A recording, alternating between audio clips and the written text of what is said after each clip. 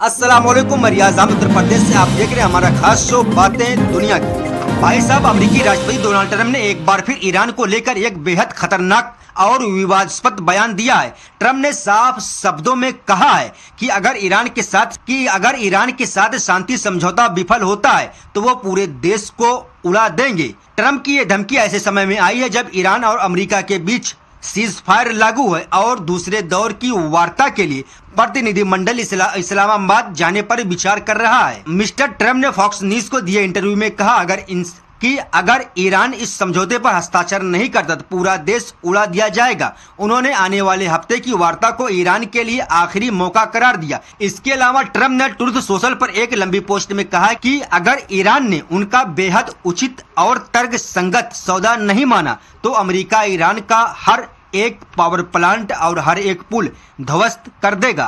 Trump ने अपनी post में लिखा है कि अगर ईरान ने यह सौदा नहीं लिया तो अमेरिका ईरान की हर एक पावर प्लांट और हर एक पुल को तबाह कर देगा। यह जल्दी और आसानी से होगा। उन्होंने ये भी कहा कि यह काम पिछले 47 साल से किया जाना चाहिए था और ईरान की किलिंग मशीन को खत्म करने का समय आ गया है। ट्रंप की इस धमकी के पीछे स्ट्रेट ऑफ हॉर्मुज में हालिया घटनाक्रम है। ट्रंप ने आरोप लगाया है कि ईरान ने संघर्ष विराम का गंभीर उल्लंघन करते हुए स्ट्रेट ऑफ हॉर्मुज में गोलियां चलाई, जो एक फ्रांसीसी जहाज और एक ब्रिटिश मालवाहक जहाज पर निशाना थी। उन्होंने ये भी कहा कि ईरान ने स्ट्रेट ऑफ हॉर्मुज को बंद करने की घोषणा की है, जबकि अमेरिकी नाकाबंदी ने इसे पहले ही बंद कर दिया है। इसी बीच ट्रंप ने उपराष्ट्रपति जेडी वेंस को ईरान वार्ता से हटा दिया। ट्रंप के अनुसार वेंस सुरक्षा कारणों से इस्लामाबाद की यात्रा नहीं करेंगे। प्रतिनिधिमंडल का नेतृत्व अब स्टीव विटकॉफ और जेरेड कुशनर करेंगे। ट्रंप का ये बयान पहली बार नहीं है जब उन्होंने ईरान के खिलाफ इस तरह के चरम शब्दों का इस्तेमाल किया है। इससे पहले 5 अप्रैल को भी उन्होंने एक विवादास्पद पोस्ट में कहा था, मंगलवार ईरान में पावर प्लांट डे और ब्रिज डे होगा, और अश्लील भाषा में स्ट्रेट ऑफ हॉर्मुज खोलने की धमकी दी थी। उन्होंने 7 अप्रैल को यह भी कहा था कि एक पूरी सभ्यता आज रात मर जाएगी जिसे कभी वापस नहीं लाया जा सकता। विशेषज्ञों का मानना है कि ट्रंप की यह भाषा विनाश की भाषा है और ये उन नागरिक बुनियादी ढांचे को निशाना बनाने की धमकी देती है जो अंतर्राष्ट्रीय कानून के तहत युद्ध अपराध हो सकता है। डेमोक्रेटिक नेताओं ने इसे राष्ट्र की नैतिक विफलता और जंग अपराध करार दिया। पोप लियो 14वें ने भी नागरिक बुनियादी ढांचे पर किसी भी हमले को अंतर्राष्ट्रीय कानून का उल्लंघन बताया। ट्रंप ने यह भी दावा किया कि स्ट्रेट ऑफ हॉर्मुज बंद होने के बाद से ईरान को प्रतिदिन $500 मिलियन का नुकसान हो रहा है, जबकि अमेरिका को कुछ नहीं। उन्होंने कहा कि अमेरिकी जहाज अभी टेक्सास, लुइसियाना और अलास्का में तेल लोड कर रहे हैं। फिलहाल ईरान ने ट्रंप की इन धमकियों पर कोई आधिकारिक प्रतिक्रिया नहीं दी है, लेकिन ईरान के मुख्य वार्ताकार ने कहा है कि दोनों पक्षों के बीच प्रगति हुई है, लेकिन समझौते से अभी भी काफी दूरी है। वर्तमान संघर्ष विराम 22 अप्रैल को समाप्त हो रहा है। अब देखना यह है कि इस्लामाबाद वार्ता में क्या निकलता है और क्या ट्रंप अपनी इस धमकी को अंजाम देते हैं या नहीं। भाई साहब, दूसरी एक और बड़ी खबर ईरान से है। तेहरान की सड़कों पर एक अनोखा और ऐतिहासिक नजारा देखने को मिला। हजारों महिलाएं सड़कों पर उतरी और उन्होंने पूरी दुनिया को दिखा दिया कि वे अपने देश की सुरक्षा के लिए कितनी मजबूत हैं और अटल हैं। ये ऑल फीमेल रैली उन गर्व भरे पलों से भरी हुई थी जब महिलाओं ने एक स्वर में कहा कि वे ईरान के खिलाफ किसी भी आक्रमण का मुंहतोड़ जवाब देने के लिए तैयार हैं। उनके चेहरों पर मजबूत इरादा और आंखों में चमक थी और दिलों में अपने वतन के लिए बेपनाह मोहब्बत थी। ये रैली उस समय आयोजित की गई जब ईरान अमेरिका और इजराइल के साथ युद्ध के बीच से गुजर रहा है और ये क्षेत्र में तनाव चरम पर है। महिलाओं ने इस रैली के जरिए दुनिया को ये संदेश दिया है कि ईरानी महिलाएं सिर्फ घरों तक सीमित नहीं है, बल्कि वे देश की सुरक्षा की पहली पंक्ति में खड़ी हैं। उन्होंने कहा है कि अगर दुश्मन ने ईरान पर हमला किया तो वे हाथों में हथियार लेकर उसका सामना करेंगी। रैलियों में शामिल महिलाओं ने ईरानी झंडे लहराए और मौत अमेरिका, मौत इजराइल और हम तैयार हैं के नारे लगाए। ये नारे इतने जोरदार थे कि पूरा तेहरान गूंज उठा। कई महिलाओं ने अपने बच्चों को भी गोद में ले रखा था। और वे भी अपनी माताओं के साथ नारे लगा रहे थे। ये दृश्य देखकर ऐसा लग रहा था मानो पूरा ईरान एक मुट्ठी में बंध गया है।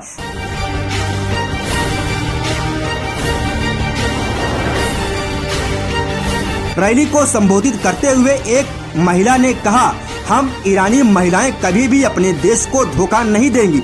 हम उन माओं की बेटियां हैं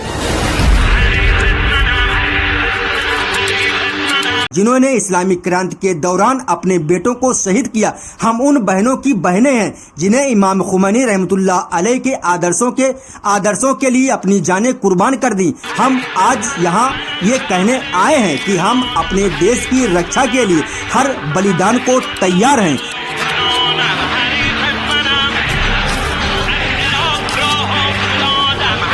एक और महिला ने कहा, अमेरिका और इजराइल सोचते हैं कि हम कमजोर हैं, कि हम डर जाएंगे, लेकिन आज वे देख रहे हैं कि हम कितने मजबूत हैं। हम उन्हें दिखा देंगे ईरानी महिलाएं क्या कर सकती हैं।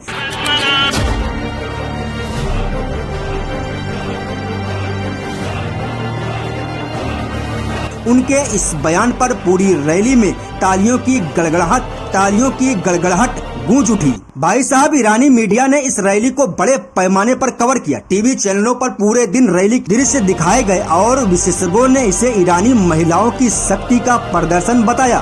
सोशल मीडिया पर भी इस रैली की तस्वीरें और वीडियो वायरल हो गए। ईरानी लोगों ने महिलाओं के इस साहस की जमकर तारीफ की और उन्हें सलाम पेश किया।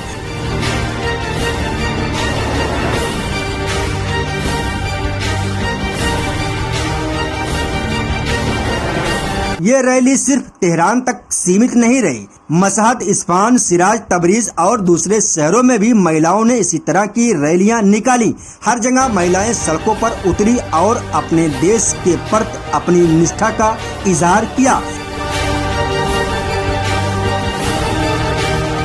यह दिखाता है कि पूरे ईरान में महिलाओं का जज्बा एक समान है और वो किसी भी कीमत पर अपने देश को छोड़ने के लिए तैयार नहीं है। विशेषज्ञों का मानना है कि इस रैली ने अमेरिका और इजराइल को एक साफ संदेश दिया है कि ईरानी महिलाएं देश की रक्षा में कोई कमी नहीं छोड़ेंगी।